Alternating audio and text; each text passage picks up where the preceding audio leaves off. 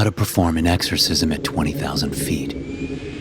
As a traveling missionary, I have seen a lot of things that have connected me to God. The world is a beautiful place, filled with all kinds of people working their hardest to serve His glory. But there have been times my faith has wavered. This incident happened around 4 years ago, while I was traveling to Jerusalem for the chance to visit the Holy City. Even before I boarded my flight to Israel, I had been dealing with issues that tested me. My mother had been battling cancer for some time, and I had taken a short break from my God-given assignment to visit her in my home country of Greece. That was probably a mistake, because I saw how the disease was wrecking her body. I had to come to terms with the fact that she wouldn't be on this earth much longer. She would tell me, "You mustn't cry, my son. You can't weep for someone who is on their way to visit the Lord." I kept a straight face for her, but inwardly I was tormented. I questioned my faith because the prayers I offered for her well-being were going unanswered. It made little sense to me because I had seen how God healed others during my missionary work. Why then was my mother being excluded from His mercy? Wasn't she more righteous than the sinners that received His miracles? Just as I was gathering my things from the taxi to go inside the airport, my brother gave me a call to tell me my mom had passed. Even though I thought I was ready for the news, it felt like I had been crushed by a boulder. Suddenly the world stopped, and I cursed God. I told my brother that I had to go, and walked into the airport. I needed to leave and clear my head, and the tour of the Holy Land felt like a chance to reconnect to my spiritual heritage, perhaps even to rekindle my love for God again. Instead, it was a visit from the devil that changed my life on that flight. Perhaps it was because I was still in mourning, but as the flight attendant began to go over safety regulations, I paid no attention to the pale-faced man that brushed past me. I did notice his expression, though. Something in his eyes reminded me of my own inner turmoil. He was carrying a burden, but I had no idea how important that would be until hours later. He was carrying an overhead bag that almost bumped against me as he reached his seat. Something jabbed at my side from within the bag, and he mumbled an apology. It felt sharp and cold. The flight attendant finished up her instructions for us and returned to the front. I settled down and checked my phone one last time. I reviewed pictures of my sweet mother and tried my best to keep it together. When I switched the phone off for the flight, it felt as though I was saying goodbye. The woman next to me squeezed my hand. "Father, are you all right?" she whispered. I slipped my phone into my pocket and gave her a curt nod before forcing a smile. Our plane shook gently as we pushed down the runway, and I got a better look at the pale-faced man. As a man of God, I knew it would be wrong to judge, but something felt off about him. He was nervous and fidgety, constantly looking toward his overhead bag. But I was too tired to give it any further thought, and instead slipped on the free headphones offered by the flight and turned on some soothing music. My flight would last for another 8 hours, and I didn't want to bother wasting time wondering about the plight of someone else when I was already experiencing my own crisis. I was about to close my eyes when I felt someone push past me again. I looked back and saw it was the same man, this time rushing to the bathroom as though he needed to vomit. "Poor guy, must not handle flights very well," the woman beside me commented.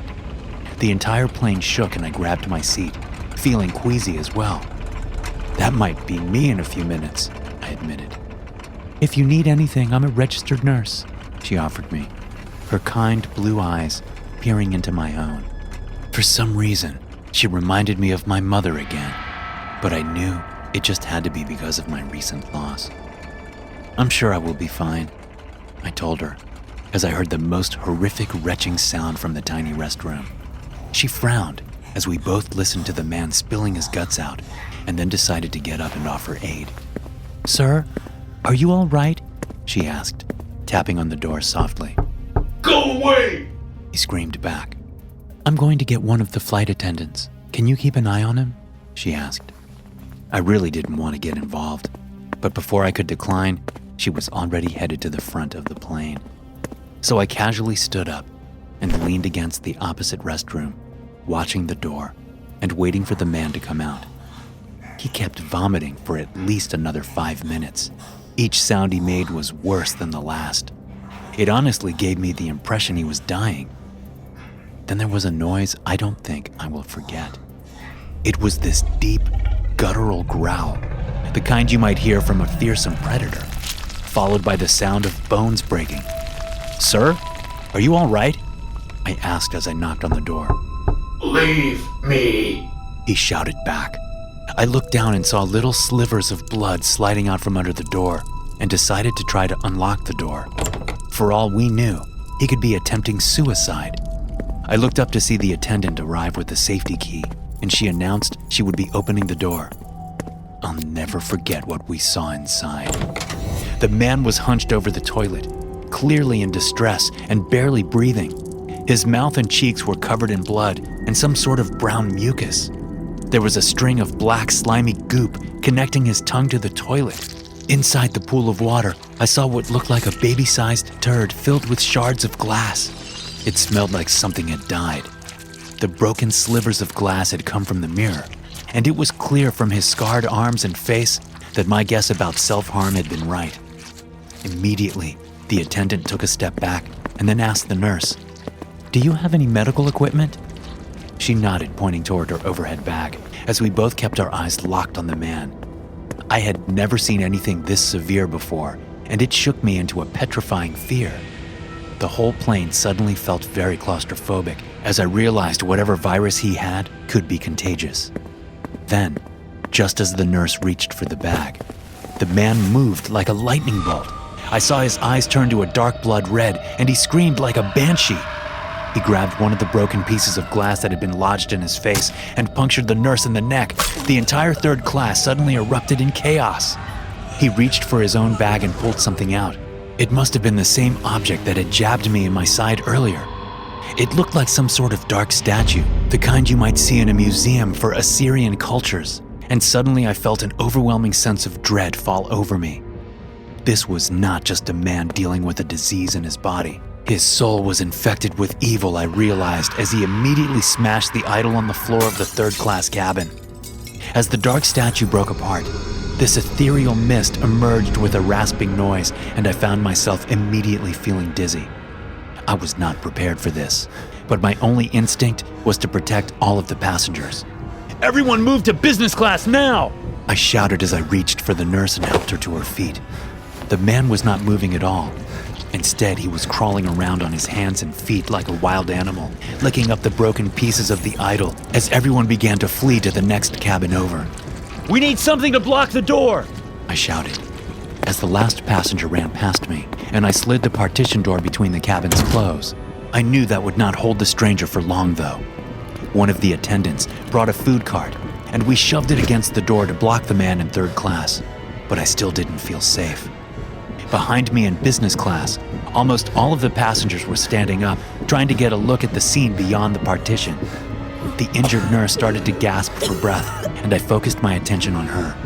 "My bag," she whispered, as she tried to hold her hand firmly on her windpipe.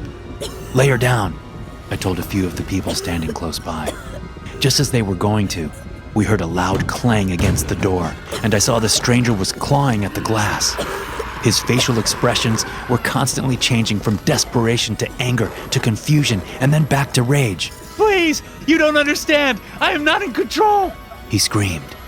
I knew precisely what we were dealing with. The only problem was, I had no clue how to handle this evil. One of the passengers was apparently reading my mind and asked, "Pastor, aren't you going to do something?" I hated to admit my weaknesses, but I knew I couldn't lie to these innocent people. "I have only ever seen others perform the rituals. I have no idea how to stop it," I said, looking down at my hands. I was visibly shaking. It made me feel so helpless. The emotion from my mother's passing pushed me over the edge as I sat down and gripped the chair, not even daring to look the passengers in the eye. A few of them stood idly for a moment, perhaps thinking I might overcome my grief quickly. Then the man on the other side of the glass started spitting violently against it, shouting the most obscene things he could as he tried to get through. One man, dressed in what looked like casual business wear, reached up to his bag and unzipped it quickly to pull out a firearm. More people began to panic, but he shouted frantically, "I'm an air marshal! Everyone, please stand back!" He aimed his weapon at the man on the other side of the glass as more people shouted and shoved themselves out of the way. I stood up, blocking his path as I held the food cart in place. "That's just going to make the demon angrier," I argued. "And what do you expect us to do then? Sit here peacefully while it tears this plane apart?" he said, shoving me aside. "I am not going to die today, Father." He fired a single shot that broke through the glass, and the man went flying backward into the aisle. Some of the crowd cheered, but I knew this wouldn't be a happy ending. Instead, they heard the man choking on his own blood as the strange mist filled his throat and entered his lungs, consuming him and making him convulse. His bones were cracking and snapping as he bent into impossible shapes. Then he lay still, and the passengers cheered again. It was a short-lived celebration. Outside, we heard the rumbling of thunder, and I pushed the crowd out of the way to get a better look. There were dark clouds outside. Lightning and thunder danced across the sky. We had unleashed something unholy. Suddenly, the corpse began to shake again, this time even more violently than before. The unseen force was pulling him up, the way a puppet master might its marionette doll, twitching it and tugging at it to stand. The lifeless ghoul was now standing there in the aisle, its dead eyes staring into our souls, hungry for flesh.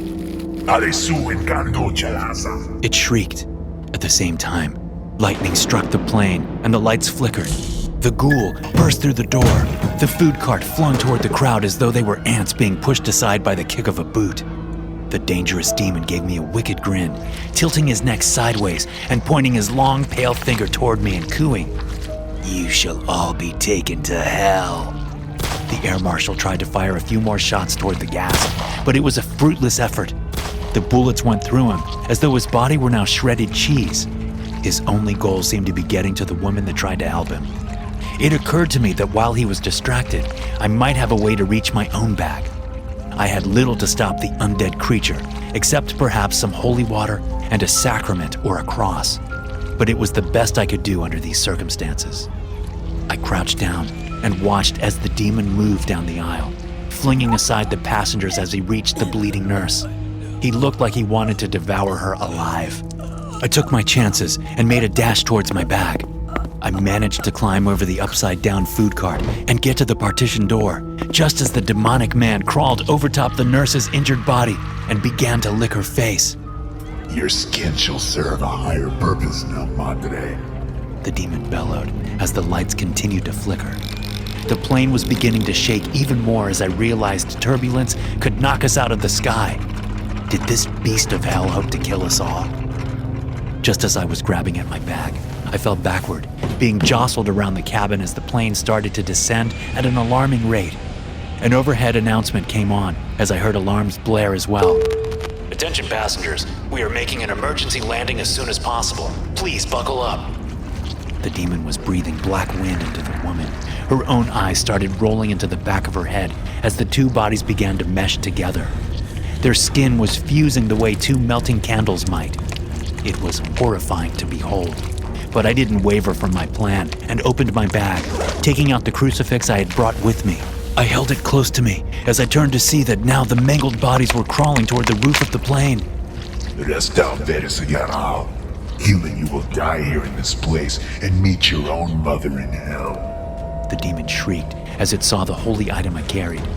Both of its mouths were twisting together like grinding gears as I said the most heartfelt prayer I could think of. "My mother was blessed to walk with saints, and she would cast you out with only a mustard seed of faith," I snapped. But it was hardly enough to do anything for this prince of the underworld.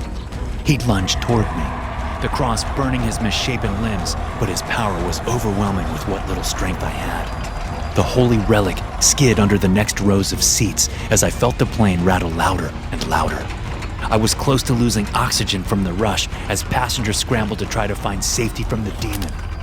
It was pulling its own spine out from between the fused bodies, jabbing it against my side as it taunted me. You are a weak, pathetic man who hides behind the shroud of false idols.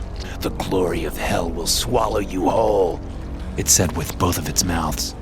I thought about my mother and the likelihood of seeing her in heaven soon, but I could also hear her voice, urging me not to give up.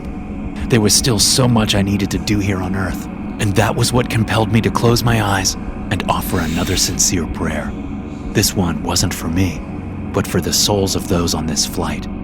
Let the Lord guide them, I said. Then I lunged for the emergency exit door and shoved the handle open.